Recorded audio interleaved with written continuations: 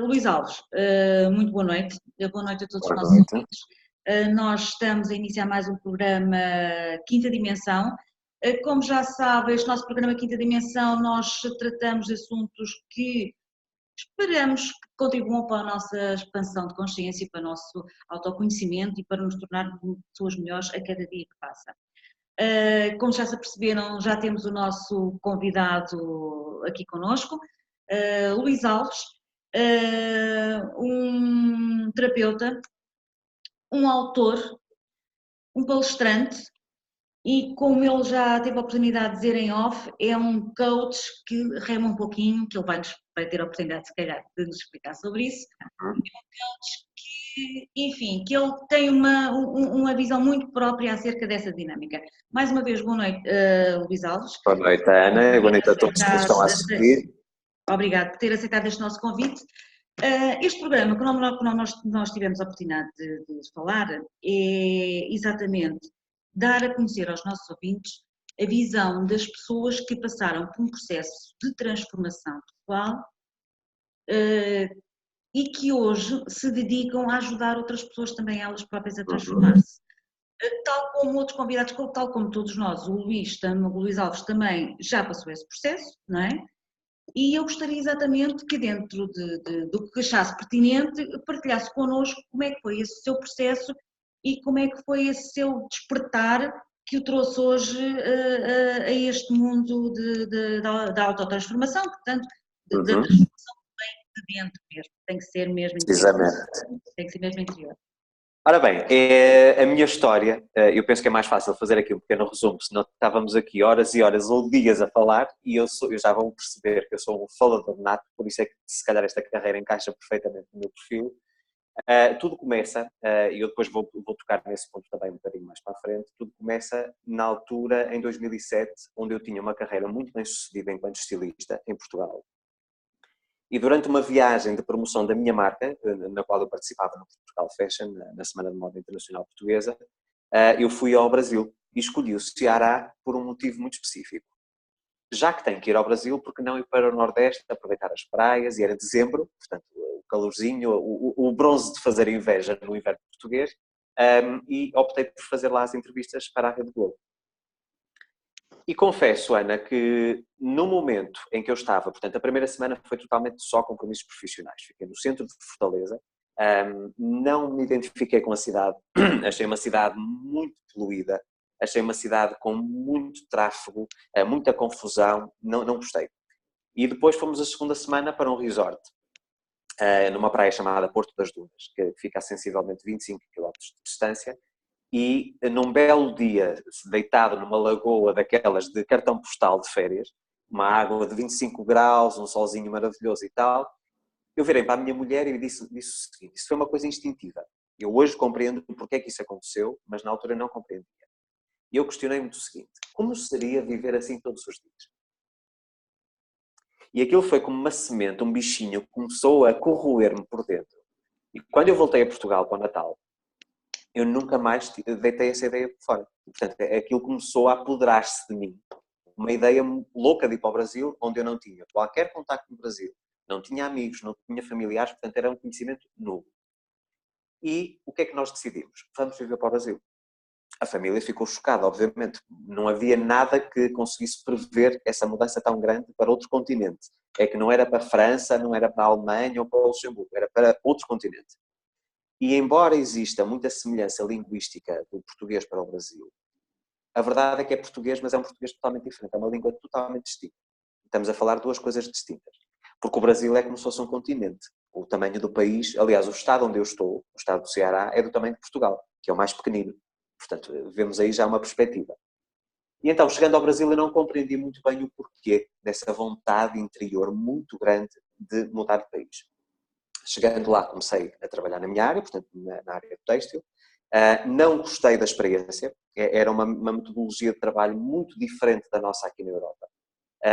E, portanto, eu comecei a tentar encontrar outras alternativas que me permitissem ter sustentabilidade financeira, porque eu não poderia deixar de pagar as minhas contas, e entrei na área imobiliária.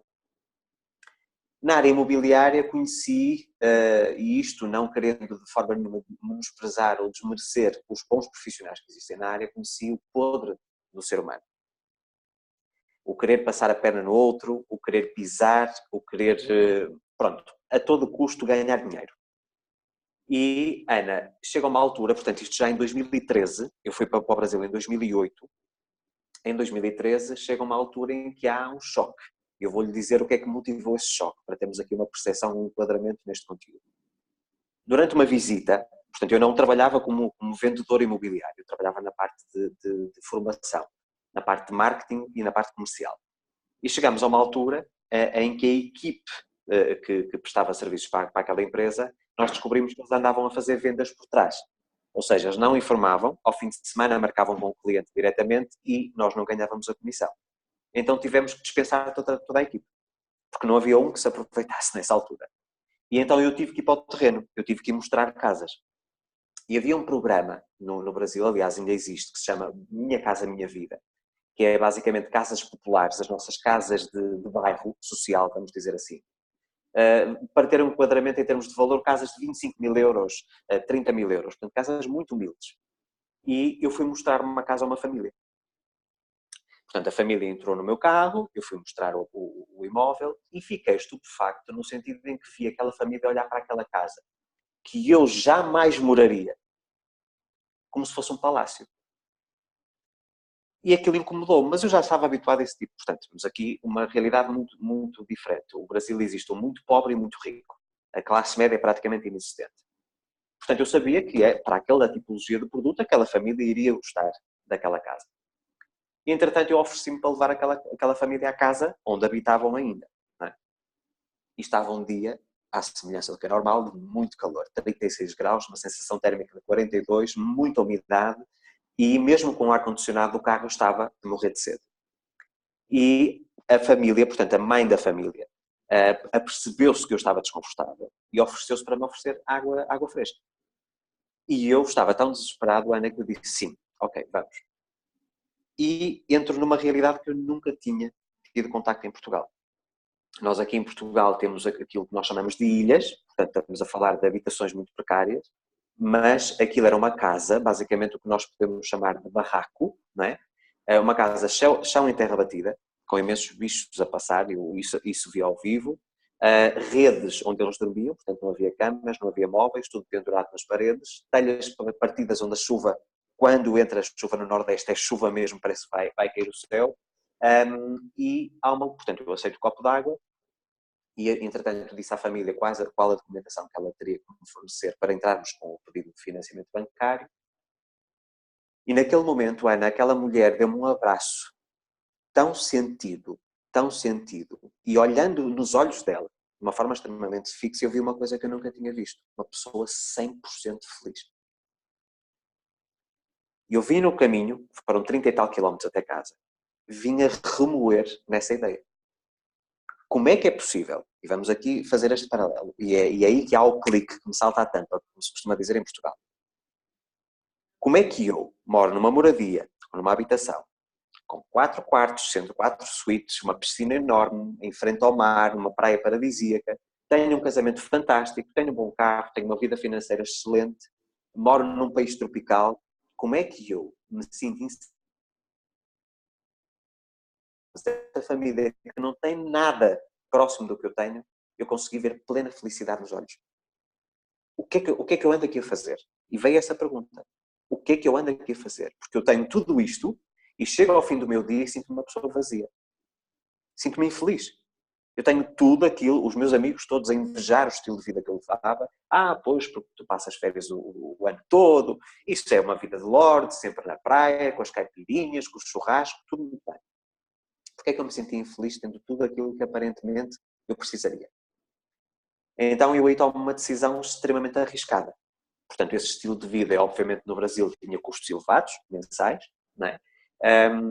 E eu decido assim, ora bem, eu não me sinto realizado na área imobiliária. Eu, na altura, era presidente da Associação dos Direitos Humanos dos Estrangeiros no Brasil. Eu tinha um projeto de música eletrónica voltado para DJs, etc. Portanto, eu tinha imensas atividades em simultâneo. Eu sempre fui uma pessoa extremamente ocupada. Eu vou parar tudo até descobrir o que é que raio eu ando a fazer neste mundo. O que é que eu vim aqui fazer?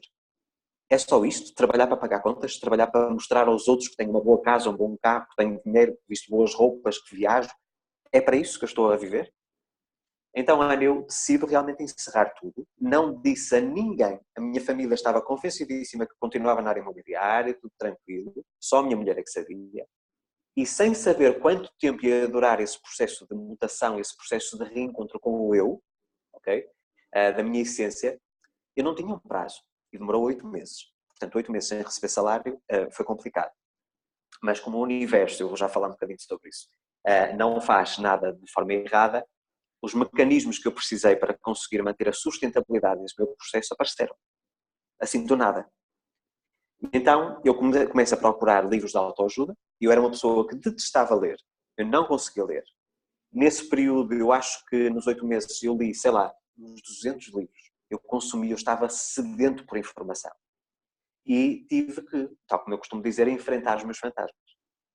Eu tive que enfrentar o Luís que eu me tinha tornado para manter as aparências, portanto, para viver segundo aquilo que era a expectativa das outras pessoas perante mim, e o Luís verdadeiro que estava escondidinho cá dentro, muito assim abafadinho, e que não queria ser cá para fora porque tinha medo de demonstrar aquilo que era o seu verdadeiro eu. Então começo a ter... Portanto, podemos dizer que foi aí que se deu o primeiro, caiu a primeira ficha para o despertar. Precisamente. Portanto, foi essa visita que me trouxe realmente um momento de introspecção muito grande de perguntar o porquê. Porquê é que aqueles não têm nada e têm tudo, e porquê é que eu que tenho tudo não tenho nada? Portanto, há aqui um choque muito grande, e acho que o facto de ter sido no Brasil não foi por acaso, porque o Brasil é um país onde as pessoas são muito mais espiritualizadas, têm uma mente muito mais aberta, e se isso tivesse acontecido em Portugal, eu voltava ao mesmo. Portanto, nada acontece por acaso. E foi aí que eu percebi o porquê de eu ter ido para o Brasil, dessa vontade inexplicável de ter ido viver para outro país.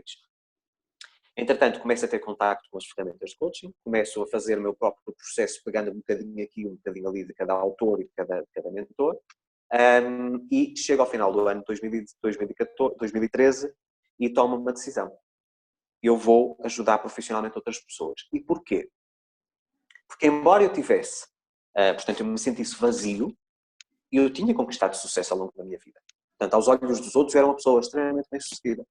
Então eu sabia que, como eu já tinha chegado onde a maior parte das pessoas queria chegar, tirando a parte interior, a parte emocional, eu tinha ali mecanismos para me sentir fiel a mim mesmo, aos meus princípios, de transparência, de honestidade, e de poder ensinar aos outros o que é que eu fiz para chegar onde eu já tinha chegado. Então aí eu comecei a procurar formação base em coaching e mentoria. A Ana disse, e muito bem, que, portanto, embora eu tenha formação base em coaching, eu não me considero um coach. Talvez seja a minha costela portuguesa que me leve a isso. Eu não sinto legitimidade em partilhar conteúdos técnicos que eu não ponho em prática na minha própria vida. Então esse meu E processo... essa é que é a grande questão, e obrigada por ter dito isso, porque essa é que é a grande questão de nós estarmos aqui hoje, porque nós partilharmos as ferramentas que usamos para nos transformarmos e então aí estarmos em condições para ajudar os outros, não é? Precisamente. Eu não posso jamais... É a mesma coisa que a publicidade. Nós vemos um ator a publicitar um produto que não conhece, nunca utilizou, nem sabe se funciona, se não funciona. E eu tenho prezado muito sempre esta minha postura. É uma postura que me leva a crescer de uma forma muito mais lenta do que a concorrência, vamos dizer assim, mas é aquela que me permite dormir tranquilo à noite. Eu deito a cabeça na almofada e tenho a minha consciência totalmente tranquila. Tudo o que eu falo, tudo o que eu digo pode ser verificado, comprovado, há provas de tudo aquilo que eu falo. Portanto, não é Portanto, aquela... é a plenitude que procurava também. Portanto, no fundo, Precisamente. é essa plenitude. Porque eu acho que inconscientemente, Ana, eu sempre tive esta missão de ajudar o próximo. Veja bem, eu tive 10 anos ligado à música em Portugal, dos 12 aos 22, portanto, muito precoce, logo desde muito cedo. E a lei da atração entrava aí sem eu saber o que é que era aquilo, não é? Portanto, através da minha música eu inspirava as outras pessoas a ficarem mais animadas, mais motivadas em momentos mais depressivos, vamos dizer assim, momentos menos positivos. Através da moda, eu ajudava as pessoas a exprimirem-se de outra forma, a aumentarem a sua autoestima porque se sentiam bonitas. Portanto, no fundo, eu sempre tive essa missão. Só que estava de uma forma, estava sempre camuflada, nunca era uma coisa direta. com a pessoa, era uma coisa sempre a terceirizada, como dizia no Brasil, ou seja, um intermediário. E basicamente, quando eu começo a minha formação em coaching, eu comecei a perceber que aquilo que a formação me estava a dar era realmente muito técnico, muito voltado para a questão americanizada da coisa. Eu tenho que atingir um determinado patamar na minha vida. E acho que nem toda a gente precisa de atingir esse nível. Exatamente. Eu, quanto mais tenho contacto com os meus clientes privados de mentoria, onde eu dou acompanhamento diário, é um desafio muito grande não me envolver nos problemas da vida das outras pessoas. Foram precisos 3 anos até conseguir gerir e não me envolver emocionalmente e não ficar de rastros com histórias trágicas que eu ouvia. Eu realmente comecei a perceber que havia certas nuances que não se aplicavam à minha vida. Ou seja, aquilo poderia ter funcionado para aquela pessoa que me estava a ensinar, mas a mim não funcionava. Então eu fui começando a ter sede de formações, fiz hipnoterapia clínica, fiz PNL, fiz comunicação hipnótica, fiz lei da atração com um dos autores do livro O Segredo, que com certeza muitos de vocês conhecem, Sim. o Dr. Joe Vitale.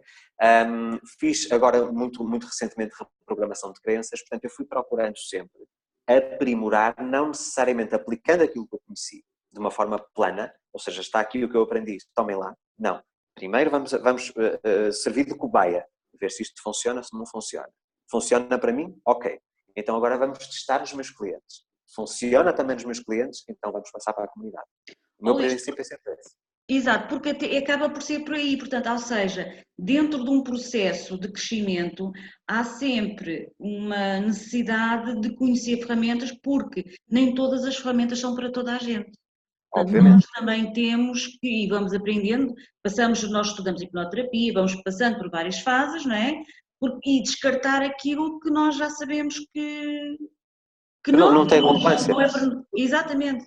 Por exemplo, o curso de hipnoterapia, para mim, eu fiz, posso lhe dizer, sessões de hipnose, especialmente à distância, que não é fácil, fiz 3 ou 4. Hoje eu sei que o curso de hipnose não foi um acaso, porque me ajuda imenso nas minhas meditações guiadas. Sim. Portanto, nós acabamos sempre por recolher algo de benefício, algo benéfico, peço desculpa, para a utilização no nosso centro. Exatamente. Não tem que ser necessariamente dentro da hipnoterapia, mas vamos sempre beber qualquer coisa que nos vai dar uma mais-valia no nosso... Precisamente. Eu sabendo como é que se faz uma indução hipnótica, ou seja, num estado de consciência mais profundo, eu posso introduzir determinados elementos nas minhas meditações que permitem a pessoa aprofundar um bocadinho mais o seu estado de consciência, estar mais receptiva às instruções e depois poder colher os benefícios. Porque eu acho que, Ana, se eu puder dizer qual foi a ferramenta mais transformadora para mim, e foi muito difícil, foi a meditação, que é uma coisa prática. Mas Hoje não é em dia, fácil. exatamente. Não é fácil. Uma meditação guiada, hoje em dia eu facilito esse tipo de material para os meus seguidores. Porquê? Porque eu sei que é mais fácil a pessoa estar a seguir um roteiro que alguém está a dizer. Mas como eu sou uma pessoa de desafios, quando eu quis aprender a meditar, eu fui para a meditação mais simples e mais complexa, que é aquela de não fazer nada a não ser estar focado no vazio durante o máximo tempo que eu conseguir. Eu demorei 4 meses até conseguir sentir que tinha realmente elevado a minha consciência. Foi muito difícil. Mas sabendo o mais difícil, depois já posso ir para o mais fácil. Exatamente. Porque o desafio não é só entrar no nível eu falo por mim, o desafio não é nós estarmos sentados a tentar manter nesse vácuo, nesse vazio, é o desafio da persistência. É muita É o disciplina. desafio da persistência e da disciplina. Eu sei que no desafio que o Luís Alves fez no desafio de 30 dias, tanto para isso, dava realmente essas... E não é fácil. Não é fácil, porque nós encontramos sempre qualquer motivo que justifique que não façamos a meditação. Quer dizer, É aquela velha história. Por isso é que a palavra se chama desafio, precisamente porque é desafio. E tinha pessoas que me diziam assim: ó Luís, eu estou a começar a fazer a meditação e coloco num rádio, portanto eu não ponho os auscultadores ou fones de ouvido para quem me está a assistir ao Partido do Brasil. E depois o frigorífico, o barulho do frigorífico a ligar, ou do refrigerador, ou do freezer a ligar, desconcentra-me logo, retira-me logo do meu estado de alinhamento. E, portanto, é preciso haver muita disciplina. E onde é que eu tentei fazer isso? Num sítio onde havia muito barulho. Eu punha-me mesmo na linha da quebra da onda no mar, portanto havia sempre aquele barulho de fundo, embora seja tranquilizante para muitas pessoas. Para mim não era, portanto foi mais um desafio. eu tinha que me conseguir abstrair completamente daquele barulho, de ruído de fundo. E a partir do momento em que eu consegui superar isso, eu hoje em dia entro num estado meditativo. Há dias que é 20 segundos, outros dias que demora 5 minutos, depende também, porque assim, as pessoas têm muita ideia que o Luís, como profissional especialista nesta área, que tenho a vida perfeita, que não tenho defeitos e que não tenho os meus dias menos bons. Eu tenho. Agora, o que eu faço com eles é que já é diferente. Eu possivelmente, antigamente, acordava mal disposto, tinha uma noite mal dormida ou qualquer coisa do género, e ficava todo o dia naquele ciclo. Um pensamento negativo trazia outro, e era um efeito bola de neve até chegar ao fim do dia e dizer: eu hoje mais valia não ter saído da cama. Eu hoje ataco imediatamente. Há uma coisa negativa, ok, eu não quero isto para a minha vida, o que é que eu vou fazer? O que é que eu quero? Eu vou transformar isso numa coisa positiva e focar-me nisso. E rapidamente eu consigo mudar a minha vibração, vamos já falar sobre esse conceito, e as coisas mudam. E de repente tudo o que estava a parecer que iria ter uma espiral negativa, reverte e começa a crescer de uma forma positiva. Mesmo efeito bola de neve, mas para o positivo. Exato, porque quando eu converso com as pessoas, aquilo que eu faço, que as pessoas têm, parece que têm aquele prazer de ser, quando nós chamamos a atenção, eu sou negativa, eu sei que sou negativa, e quando eu faço a sugestão, ou da meditação, ou de outro tipo de abordagem, o que eu tenho é pá, mas isso não me dá dinheiro, a meditação não me dá dinheiro, não é? E eu fico, ok, não dá dinheiro, mas dá-te uma clareza para tu conseguires ver algumas oportunidades, mas não é fácil nós fazermos chegar essa ideia às pessoas e essa abordagem, porque as pessoas Eu vou-lhe dizer, Ana, eu tive uma pessoa extremamente cética em relação a estas temáticas mais espiritualizadas. Porque assim, nós temos aqui que fazer uma diferenciação. Ser espiritual não significa ser religioso, não tem nada a ver com isso. não tem nada a ver com isso, exatamente. As pessoas confundem. Para mim, uma pessoa espiritualmente evoluída é aquela que se aceita a si mesma e aceita o mundo à sua volta. Isso é que para mim é espiritualidade. É poder saber que existem outras opiniões diferentes das minhas, que têm que ser respeitadas e que eu tenho que viver em equilíbrio com elas. Okay? E essa pessoa cética, portanto, marido de uma cliente minha, era uma pessoa que não acreditava na lei da atração, foi a um evento meu presencial aqui em Portugal, a uma palestra, mas sempre naquela base do ceticismo. Eu fui ver o que é que a minha mulher estava a fazer, não mais controle do que propriamente a participação. E, entretanto, eles tiveram um problema enquanto casal. Começamos a fazer um trabalho conjunto de terapia de casal. E começamos a fazer o processo e nós, no segundo mês da terapia de casal, é um processo individual. Portanto, o primeiro mês é um mês a dois, o segundo mês é um mês individual, o terceiro também individual e o quarto, finalmente, é novamente a dois para rematar o processo. E no primeiro mês, a individual, eu recomendo que ele faça o meu curso Sem Limites, que é o curso avançado de Lei da Atração. E ele estava muito cético, mas como já tinha visto alguns resultados na harmonia do casal, disse, vamos ver. Ver para querer. Embora eu acredite que é exatamente o oposto. Nós temos que querer para ver. Mas isso já são outros 500. Exatamente, isso já é um processo muito avançado. Então, basicamente, o que é que ele fez? Ele começou a dizer, eu vou dar o benefício da dúvida ao Luís e vou começar a pôr em prática isto. E pode não acreditar, Ana, mas eles portanto, eles eram imigrantes em França, estavam à procura de um apartamento em Albufeira, num determinado valor, que na minha concepção era impensável. Eles queriam um apartamento em determinadas características, neste caso um T2, na casa dos 500 euros, no centro da Albufeira. A Ana está-se a rir, sabe o que é que eu estou a falar? Para quem não nos está a compreender em termos de situação, é como tentar arranjar um apartamento em Florianópolis por 500 reais por mês. Portanto, vocês sabem que em Floripa é impossível até por 500 por semana. Às vezes é por dia. E a Ana, ele pôs em prática aquilo que eu lhe disse no curso. E em 2 dias apareceu num apartamento, não por 500 euros, mas por 400, todo mobilado, ou mobiliado para quem está no Brasil e com as despesas incluídas. E ele disse assim, mandou uma mensagem e disse, Luís, isto realmente funciona. Eu vou começar a pôr em prática para tudo. Mas isso geralmente acontece, não é, Luís? Geralmente os mais céticos são os que mais facilmente, por vezes, conseguem obter resultados. Precisamente. Porquê? Como estão numa postura, numa posição onde não acreditam, onde não têm nada a perder, tipo, vamos testar é um test drive. Não exercem tanta pressão ou tanta resistência nesse processo. Se acontecer, aconteceu. Se não acontecer, não aconteceu. Então soltam com facilidade. Essa é que é a grande questão, não é? A não resistência e o soltar. Eu, na segunda-feira, dei uma entrevista numa live pelo Instagram, em que eu passei um ditado, vamos dizer assim, da nossa sabedoria popular portuguesa, que os brasileiros ficaram surpresos. A questão do soltar, ou o ato de soltar, é um bocadinho associado a esta filosofia. Não faças planos para a vida para não estragar os planos que a vida tem para ti. Muitos associam esta dinâmica ao destino. Ou seja, por mais que eu faça, por mais que eu corra, eu vou sempre acabar por ir para o mesmo caminho. Eu não vejo as coisas dessa forma. Eu vejo as coisas da forma como se eu, enquanto arquiteto ou co-criador, porque eu não crio a minha realidade, eu co-crio. Podemos também falar sobre isso.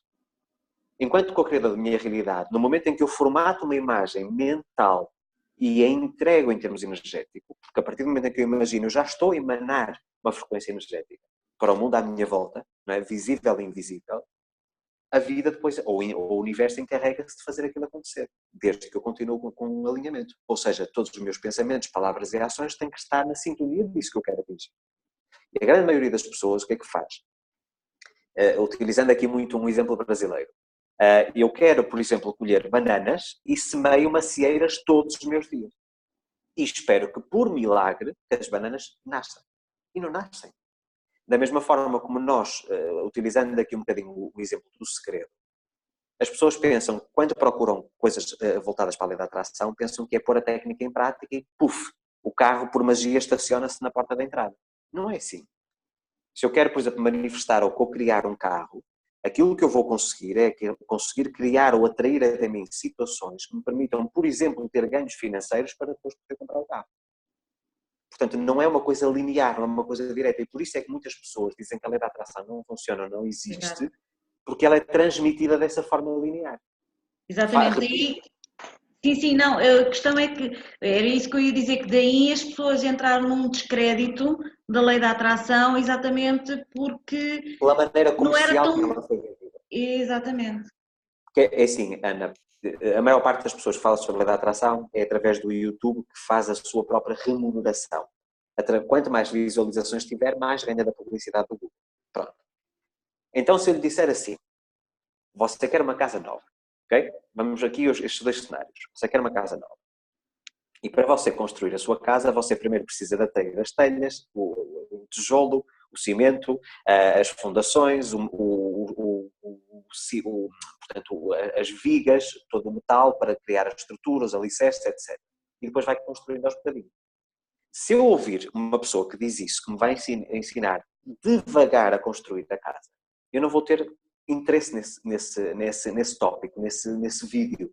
Mas se aparecer alguém que dissesse manifesta a casa dos seus sonhos em uma semana, a pessoa clica e vai, mesmo sabendo racionalmente que aquilo é impossível.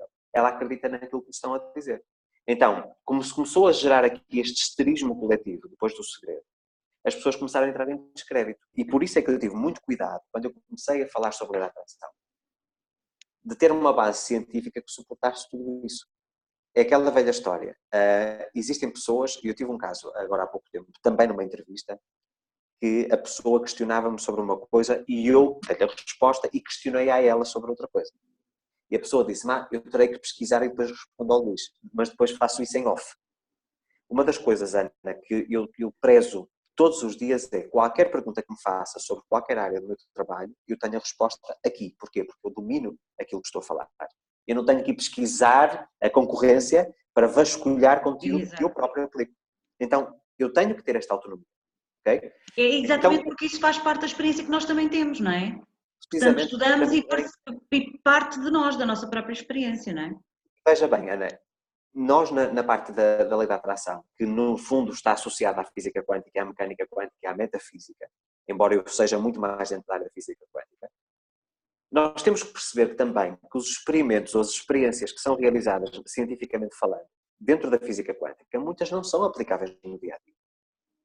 Porquê? Porque nós, quando vemos os cientistas a fazer um estudo, ele está num ambiente controlado dentro de um laboratório, em que ele consegue manipular todas as condicionantes, a parte da pressão atmosférica, da temperatura, tudo. Mas na nossa vida, eu posso dizer, eu vou conquistar o mundo, eu vou fazer e vou acontecer. Eu basta-me sair à rua e ver uma pessoa, um vizinho negativo, ou um familiar que está sempre a reclamar da vida, eu imediatamente sou influenciado energeticamente por essa pessoa. Portanto, não é tão linear. Nós temos que saber pôr as coisas em prática no mundo real. E o mundo real não é perfeito, não é? Eu costumo dizer o seguinte, muita gente me diz, Luís, ok, já aprendi, consegui já muitas coisas, mas há certas coisas que eu ainda não consegui. Porque fulano me chateia, porque o meu marido não acredita. Eu costumo dizer o seguinte, Ana, aquilo que nos define não é o que nos acontece. É como O que nos reagimos. define, exatamente.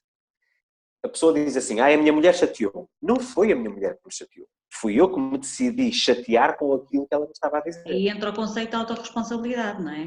Portanto, Exatamente. Exatamente. Nós podemos, obviamente, ser influenciados, e num momento mais quente, e por isso é que a meditação é tão relevante, no momento mais quente, nós respondermos, portanto é uma questão instintiva de sobrevivência, o nosso instinto animal, não é? Alguém me ataca, eu ataco de volta, não é? Ou então dizer assim, respira fundo, calma, porque sabes que aquilo que tu vais dizer é uma semente de algo que vais colher no futuro. Portanto, se ela te atacou e tu atacas de volta de uma forma mais grave, costuma-se dizer, a pessoa depois perde a razão, não é? É um exato. bocadinho por aí. Então eu prefiro, de uma forma coerente, dizer assim, será que eu estou disposto a pagar o preço das palavras que eu queria proferir? E se eu estiver disposto a pagar o preço, então digo. Mas com essa autorresponsabilidade, ok? Então vamos de uma forma extremamente sucinta, falar sobre como é que a lei da atração entra na minha vida e depois dar a continuidade sobre, afinal, o que é a lei da atração. Com 12 anos, eu já falei sobre isso, eu tinha uma coisa que todas as pessoas aqui em volta, os amigos, os colegas de escola, mesmo os familiares, que diziam, tu tens uma sorte. A palavra sorte sempre fez parte da minha vida. Porque eu estudava música desde os 4 anos de idade. A minha mãe tinha ligação musical à parte de música sacra, o meu pai também, e portanto eu sempre estudei muita música. Mas eu tocava teclado, portanto a minha formação era em teclas. E meti na cabeça, aos 12 anos, que queria ser baterista. Eu não sabia nada sobre bateria, eu não tinha instrumento, não tinha capital para investir no instrumento e não tinha dinheiro para investir em aulas também. Mas meti essa ideia na cabeça. E uma série de circunstâncias aconteceram e a bateria literalmente é manifestada à minha frente. Todos os instrumentos e fizemos uma banda. Portanto, começamos a andar aí a rodar, com 13 anos nós já andávamos aí, aquela coisa de brincadeira de criança, na estrada com música. Gravamos 4 CDs, aliás 3, peço desculpa. Fomos banda revelação em Vila Franca de Xira, banda do ano no Blitz, que era um jornal de muita relevância na altura, nos anos 90. Portanto, nós conseguimos atingir um pico de sucesso. E eu fui fazendo sempre pequenos testes ao longo da vida. Deixa-me ver uma coisa que toda a gente diz que é impossível, e se alguém diz que é impossível, aí eu digo, se é impossível, eu consigo. Era um desafio para mim. E na altura, a única coisa que eu tinha como consciência é que se eu acreditasse com muita força que aquilo ia acontecer, aquilo acabava por acontecer. Mas eu não sabia nada sobre a lei da atração, não fazia ideia do que era isso. Eu achava, tal como os outros diziam, que era uma pessoa de sorte. Tinha nascido debaixo da influência de uma estrelinha mágica, de um anjo da guarda, muito justificável. Até que chega o lançamento. Portanto, isso várias coisas foram acontecendo. O ter conseguido, por exemplo, manifestar a minha própria marca de roupa aconteceu dessa forma, eu não tinha capital e apareceu o investidor. O ter feito, portanto, ter participado no Portugal Fashion, a ver o desfile da Fátima Lopes, da estilista, e ter projetado essa ideia, como é que seria eu ter a minha marca e estar a fazer o desfile. E passar precisamente 6 meses, eu estava no mesmo dia, no mesmo horário, a fazer o meu desfile. Portanto, tudo isso foi acontecendo de uma forma inexplicável. E, entretanto, chega a 2006. E a minha mulher compra um livrinho chamado O Segredo. E, como eu não gostava de ler, eu procurei o documentário. E aí sim. E eu, Ana, eu acabei de ver o documentário, o Bob Proctor, o João Vitelli a falarem, e disse assim, afinal, eu não sou o único doidinho. Há outras pessoas que acreditam no mesmo que eu. Agora vamos descobrir o que é que raio está por trás disto tudo. E aí eu comecei num processo de busca, não para tentar perceber como aplicar a lei da atração, porque isso eu fazia de uma forma instintiva, mas porquê é que aquilo acontecia. E aqui entra o conceito da física quântica. Portanto, nós seres humanos, portanto, somos seres energéticos. Aliás, nós podemos dizer que se nós colocarmos, por exemplo, a nossa forma física, a nossa manifestação física, o nosso corpo, debaixo de um microscópio com muita potência, nós não vemos portanto, a parte da massa energética toda colada, não é uma massa uniforme. São várias partículas a vibrar tão rápido umas ao lado das outras que aparentemente é uma massa sólida, não é? Isso é muito difícil para nós percebermos porque nós tocamos e está aqui sólido, não é? Mas não é. São várias partículas atraindo-se mutuamente numa velocidade muito rápida, na mesma sintonia e vibração. Então, o ser humano, isso eu acho que todos vocês vão compreender que estão desse lado, tem uma coisa chamada campo eletromagnético. O campo eletromagnético é aquilo que muitas pessoas chamam de aura, ou seja, um campo de energia que circunda o nosso organismo e que tem uma assinatura muito específica. Não há duas pessoas iguais, ok? Por isso nós chegamos perto de alguém que acabamos por conhecer e dizemos, eu não fui com a cara daquela pessoa. Há qualquer coisa ali que não bate bem. No fundo, é uma leitura que nós estamos a fazer inconsciente do campo eletromagnético da pessoa. E como é que o campo eletromagnético se manifesta ou se gera? Através de pensamentos, palavras e ações. São as três formas de interação com o mundo à nossa volta que nós temos. O pensamento tem uma carga energética, pode ser medido em termos de potência, em termos de velocidade.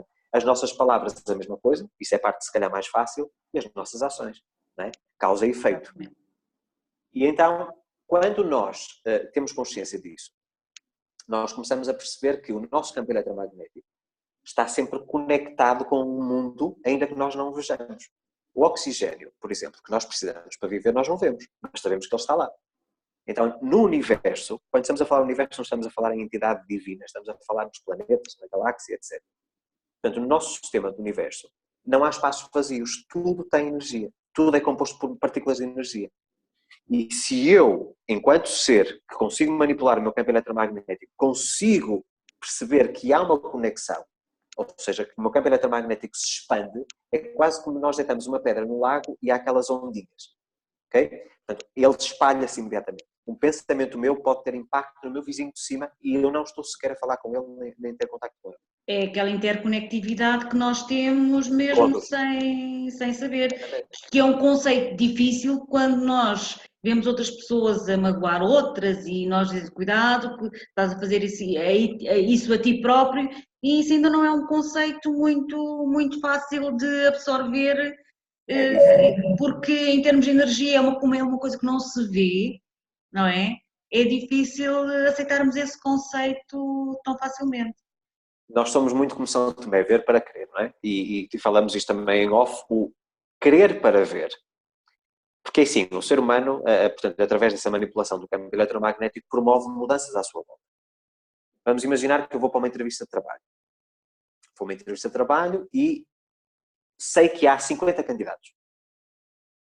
E aquilo que é a minha predisposição energética, ou seja, aquilo que eu estou a pensar, a forma como eu comunico, não são as palavras que eu digo, mas o tom com que eu as digo.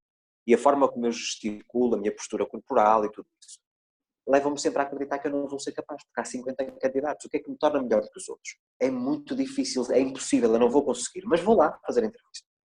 A grande probabilidade é que eu realmente não seja contratado. E eu tenho uma experiência muito curiosa acerca disso. Antes de ir para o Brasil, eu estava com algum tempo livre, portanto eu desenvolvia a minha marca, mas como sempre trabalhei muito rápido, ficava com algumas horas disponíveis por semana, fui à procura de uma outra atividade. E Ana era uma empresa, por questões de privacidade, não vou dizer muito reconhecida em Portugal, uma empresa já desde os anos 60 muito bem solidificada e que queria rejuvenescer a sua linha de produtos. E o que estava no anúncio era uma pessoa a tempo inteiro, portanto contratada, e eu não queria ser empregado de ninguém, eu queria continuar a ser patrão de mim mesmo, como freelancer. Mas fui.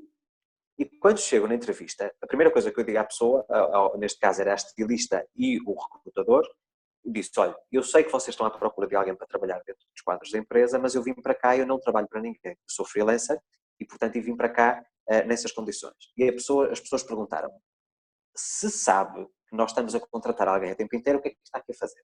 E eu disse, porque eu estou aqui para vos fazer uma proposta de negócios. Se vocês contratarem a pessoa, vocês vão ter os encargos da Segurança Social e INSS no Brasil, vão ter os cargos com as finanças ou com a Receita no Brasil, vão ter o investimento de um computador, de um aspirador, de mobiliário de escritório para eu trabalhar, tudo isso, e, na verdade, vocês não vão colher benefícios. Se eu trabalhar em casa, vocês só me pagam pelo meu trabalho feito. E sou eu que suporto tudo o resto. Quando eles começaram a fazer a conta, eles perceberam realmente que eu estava a fazer uma proposta irrecusável. Percebe? Pronto. Mas porquê? Porque eu fui já com a ideia, eu estou contratado, eu já consegui o trabalho. Para mim é inconcebível eu ir para qualquer projeto sem que eu mentalmente esteja totalmente alinhado com palavras e ações. Eu tenho que já sentir que aquilo é realidade. Porquê? Isso coloca-me num sentido energético, no alinhamento daquilo que eu quero manifestar. Exatamente. E de receber também, não é? Porque é Precisamente. estarmos no alinhamento de receber e de acolher aquilo que nós queremos. Onde é que fica, nós estamos já estamos aqui já há poucos minutos, como é que fica na sua percepção, como é que fica o conceito de merecimento aqui na autoatração, na lei da atração? Ora bem, o merecimento eu acho que é muito voltado para aquilo que é a minha questão do autovalor, ou do valor próprio, daquilo que eu reconheço em mim mesmo. Se eu, vamos imaginar, eu tenho uma vida financeiramente falando, uma vida precária, recebo salário mínimo, seja Brasil, seja Portugal, Canadá, China, não interessa, eu recebo salário mínimo. E digo, eu não mereço receber isto, eu merecia receber mais. Mas isso é uma coisa técnica, uma coisa mecânica. Toda a gente acha que podia receber mais. Exatamente. Mas depois há a questão, será que eu, enquanto profissional, reconheço em mim o valor suficiente para ganhar mais do que aquilo que eu recebo neste momento? Porque se eu não tiver essa expectativa, se eu não sentir que tenho realmente competências e dinâmicas diárias na minha atividade profissional, ou no desenrolar dessa atividade, o merecimento é apenas uma questão de palavras. E a palavra não tem força a não ser que tenha intenção. Exatamente, mas aí também, portanto, o merecimento ou não merecimento, não é? Também pode condicionar a elevação da vibração na lei da Óbvio. atração, certo, não é? Oh, Ana, eu desejo alguma coisa para a minha vida. E vamos tentar ser muito práticos, não vamos tentar aquelas coisas malucas que se diz eu quero ser multimilionário. Não é? Exato. São ideias um bocadinho utópicas. Eu quero um carro novo. Um carro básico, um carro simples, um Renault Clio, porque existe nos dois países, vamos imaginar, um Renault Clio. É um carro que é relativamente económico. E as pessoas sabem que se fizerem uma determinada poupança de todos os meses, que eventualmente, para uns será um ano, para outros será 5, para outros será 10, vai conseguir efetivamente manifestar isso. Mas se eu, à partida, eu não me sentir merecedor disso, eu posso lhe garantir que todos os meses aquele dinheiro que ia sobrar para o carro vai ser gasto em outra coisa. Porquê? Porque eu vou criar aquilo que é um processo de autossabotagem. Eu tenho que me sentir merecedor. Então as pessoas, quando querem uma coisa muito distante da sua realidade, criam aquilo que nós chamamos de resistência. O que é resistência? A resistência é basicamente a distância que nos afasta entre o ponto onde estamos e o ponto onde queremos chegar. E aí entra um bocadinho o coaching, o ponto de origem e o ponto de chegada, não é? Exatamente. Dentro da física quântica, nós sabemos que, vamos imaginar que temos um elástico, não é? O elástico pode ter pouca tensão ou muita tensão. Até pode ser medido em volume de quilos. Uma tensão de 1 quilo, uma tensão de 5 quilos. Quando eu me sinto merecedor, basicamente a tensão não existe. É tudo uma questão de tempo. As coisas vão acontecendo, eu tenho que ser paciente, óbvio, tudo acontece no momento certo. O ser humano tem esta mania de querer controlar os detalhes, O a síndrome dizer, não, do de repente. O síndrome do de repente. é, Rápido, aquela, já. é aquilo que eu digo. Nós temos todos os dias imensas lições, nomeadamente na parte da natureza. Eu hoje quero sair, quero ir passear no jardim, ou à beira-mar, e está a chover torrencialmente, e eu mando lá para cima uma informação a dizer, eu desejo que faça sol. Não, eu tenho que aceitar que as condições climatéricas acontecem por elas mesmas. E agora aqui o que se põe em causa é, face a esta impossibilidade de eu poder ir caminhar à beira-mar porque está a chover, o que é que eu faço? Fico chateado ou enfiado dentro de casa a reclamar porque está a chover, ou então vou pensar, eu tenho uma gabardina fantástica para estrear e uns sapatos de chuva. Então vamos curtir a chuva. Percebe? Portanto, é tudo uma questão da maneira como nós reagimos. Da perspectiva. Então, quando eu não sou merecedor, eu não me sinto merecedor, que é um processo basicamente de autovalorização, eu reconhecer em mim a capacidade para dizer, ok, eu consigo sentir que sou a pessoa certa para viver aquilo que eu quero manifestar. Eu consigo me imaginar naquele cenário. Aí sim, eu retiro a resistência ao meu elástico e as coisas fluem. Por isso é que se utiliza muito a palavra fluir. Se por outro lado eu digo assim, pois, mas está mal, há muito desemprego, as pessoas ganham mal, eu começo a pôr 1 quilo no meu elástico. E se a família começa a azucrinar a cabeça e a dizer, não, porque ninguém consegue isto, tu és sonhador, põe os pés no chão, não andes com a cabeça na lua, já são 2 quilos que eu ponho no meu elástico. Quanto mais quilos, mais resistência. E, por exemplo, eu vou dar um exemplo que aconteceu de ontem para hoje.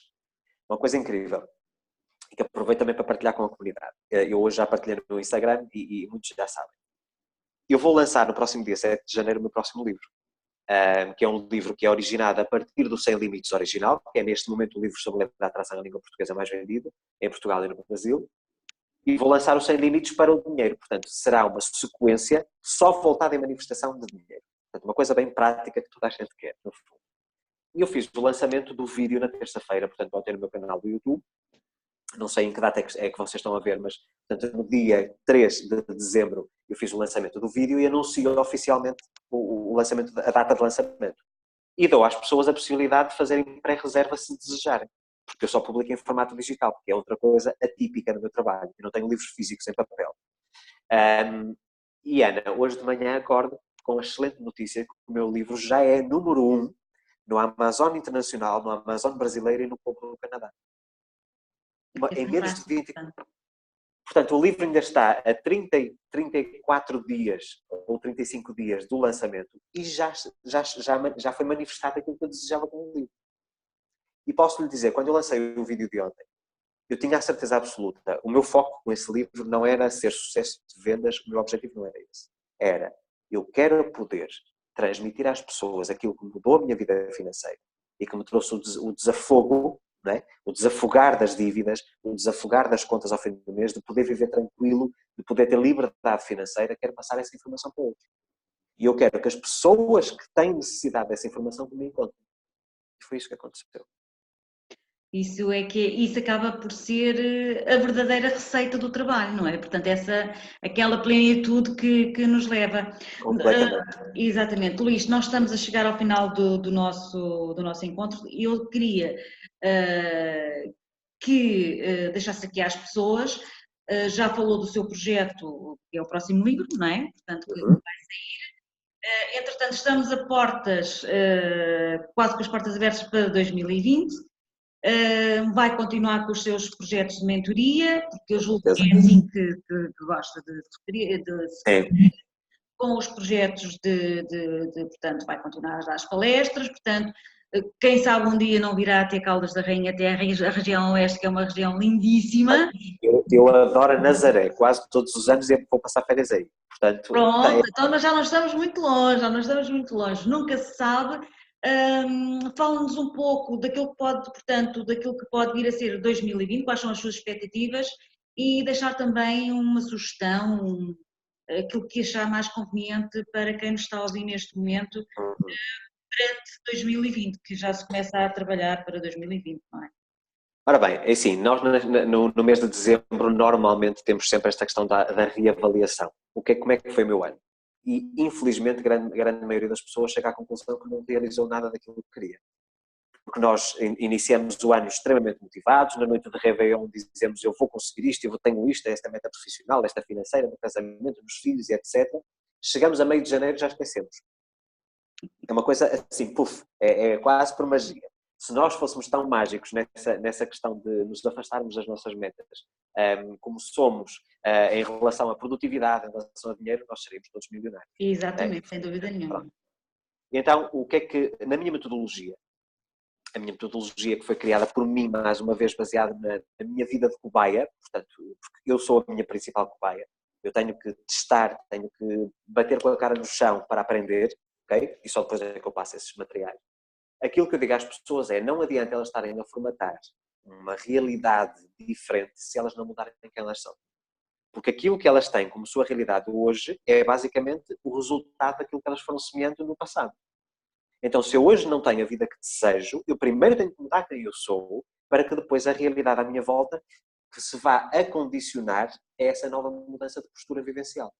Então, aquilo que eu recomendo no mês de dezembro, normalmente, é que as pessoas, e utilizando aqui também um bocadinho a minha história, que façam o mesmo processo que eu fiz em 2013, que hoje em dia se chama Ser Feliz é Possível. Okay? Portanto, é um livro ou curso online, as pessoas têm essas duas hipóteses. Eu penso que é um processo de redescoberta ou ressignificação do eu. O que é que eu ando aqui a fazer? Como é que eu reajo com o mundo à minha volta? Como é que eu faço a gestão dos conflitos que eu tenho interiores e com as outras pessoas?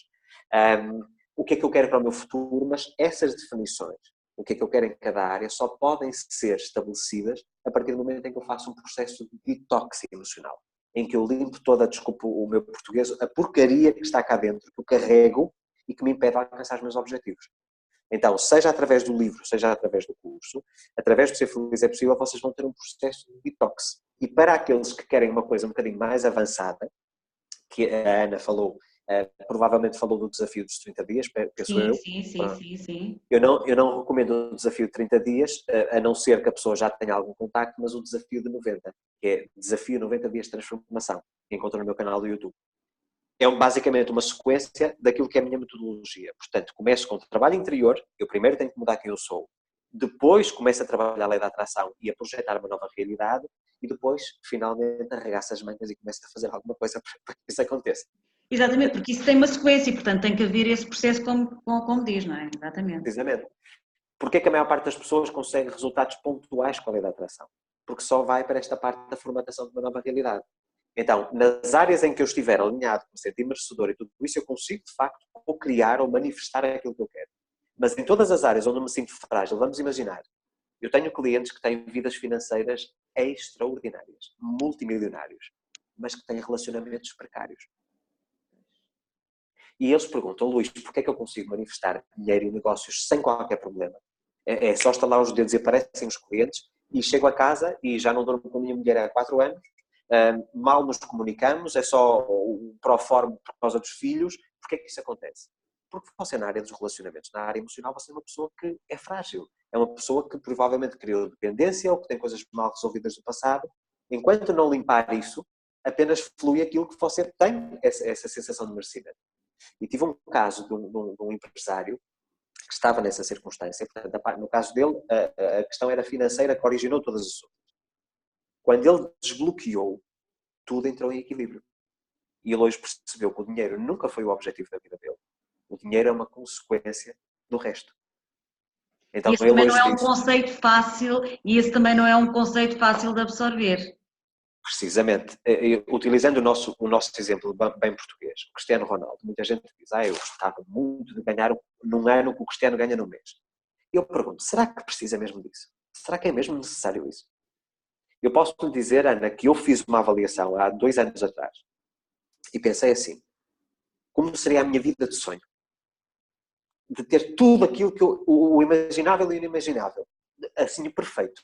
Eu diria assim, bem, eu hoje vivo à lorde, como nós dizemos, não é? Portanto, ter uma vida top. Eu quando fui fazer as contas de quanto é que eu precisaria para durante 25 anos manter esse estilo de vida, é muito abaixo do que alguma vez eu imaginei. Muito abaixo, mas é totalmente, eu posso lhe dizer, isto em termos de perspectiva, é pelo menos 10 vezes menos do que eu imaginava. Se eu crio essa imagem tão grandiosa, vamos imaginar, eu preciso de 50 milhões de euros. Para quem está no Brasil são 250 milhões de reais, que é um volume bastante considerável. Se eu preciso desse volume todo, eu terei muita dificuldade em acreditar que algum dia lá vou chegar. Exato. Mesmo no meu patamar. Mas quando eu ponho as coisas no papel, começo a fazer contas à vida, como se costuma dizer, e digo assim, bem, eu apenas preciso de 2,5 milhões. Se eu for desmembrar isto ao longo dos meses, isto não dá muito por mês. E digo assim, bem, afinal eu estou mais... E aí já consigo acreditar. Aí eu Já já está me mais sinto perto. merecedor. Então aí dou o primeiro passo. Porque é isso, Ana, se eu não acreditar, se eu não me sentir merecedor, se eu vislumbrar uma realidade tão distante da minha presente, eu nem sequer dou o primeiro passo. Eu não faço nada, eu digo assim, isso é só se me sair o Euromilhões ou a Mega Sena, isso, não é? E eu digo muitas vezes às pessoas, se a Ana me perguntar qual é a dúvida mais recorrente que lhe aparece no YouTube, como é que eu ganho a lotaria? E eu respondo às pessoas, se souber, diga-me que eu também quero. Portanto, eu não sei, não existe cientificamente falando, a não ser a lei da probabilidade, em que a cada X apostas há uma probabilidade de ser premiado. Dentro da lei da atração não existe essa coisa de manipular, de fazer com que as bolas que eu quero caiam. Não existe. Isso é conteúdo clickbait, ou seja, para atrair visualizações. Dentro da física quântica, nós sabemos que a nossa lotaria é as oportunidades que nós atraímos até nós. Isso nós podemos controlar, isso nós podemos atrair. Pessoas e circunstâncias que vão ser de alguma forma facilitadoras da realidade que eu desejo manifestar. Mais uma vez a questão da casa. Eu não vou atrair a casa no sentido literal. Eu vou atrair hoje tijolo, amanhã cimento, depois as fundações e vou montando até conseguir viver aquela realidade. mas nada acontece da noite para o dia. Há manifestações que acontecem em minutos, a minha aconteceu em menos de 24 horas, portanto, é possível, ok? Mas eu não consigo controlar todas as condicionantes. Eu não sei o que é que aconteceu no mundo chamado internet para que tenha conseguido este resultado. E não tenho que saber. Costumo dizer, a nossa preocupação é o quê? O que é que eu quero? Não é como é que isso vai acontecer. Eu sei que isso é preciso um salto de fé total, de fechar os olhos e largar e dizer, eu entrego-me à vida, eu deixo a vida fluir de mim e para mim. É a coisa mais difícil do mundo. Mas no dia em que nós conseguimos fazer isso, Ana, as coisas, é assim, é magia. Aí os milagres, que aquilo que nós não conseguimos explicar de forma racional, acontecem. E convido todas as pessoas realmente a fazerem esse desafio dos 90 dias, se querem estar imersas. Mas há uma coisa muito importante. Não pensem que eu vou fazer o desafio porque mais de 100 mil pessoas já fez, ou porque o Luís está a dizer que já deu resultados na vida dele. Não é só ler os livros e fazer aquele beabá, é pôr em prática. É trabalhar. Exatamente. É trabalhar. Qualquer conteúdo que seja aprendido apenas traz conhecimento. Pode trazer eventualmente sabedoria. Mas se eu não puser em prática, aquilo é um gasto, não é um investimento. Percebe? Portanto, eu acho que é assim, nós devemos trabalhar todos os dias no aprimoramento da nossa pessoa, em todas as áreas. Sermos melhores seres humanos, melhores profissionais, melhores pais, melhores maridos, melhores filhos, melhores amigos. Todos os dias que nós vamos polindo, nós vamos elevando a nossa fasquia de merecimento. Eu vou conseguir sempre ver-me numa vida superior àquela que eu tenho. E quando eu consigo ver-me nessa vida, eu atraio isso até mim. Exatamente. Luís Alves, é com esse pensamento que eu tenho que dar por terminado, nós ficaríamos aqui uma eternidade. Dou por terminado este nosso programa. Eu quero agradecer imensamente o mérito de tê-lo aqui a conversar para o nosso auditório. Muito obrigada. Portanto, eu espero que não seja esta a última vez que nós possamos estar aqui a conversar e quem sabe possamos tê-lo em Caldas da Rainha, aqui na região oeste, em 2020. Muito obrigada mais uma vez, Luís Alves. Muito obrigada por estarem aí desse lado. Já sabem, no próximo sábado cá estaremos para mais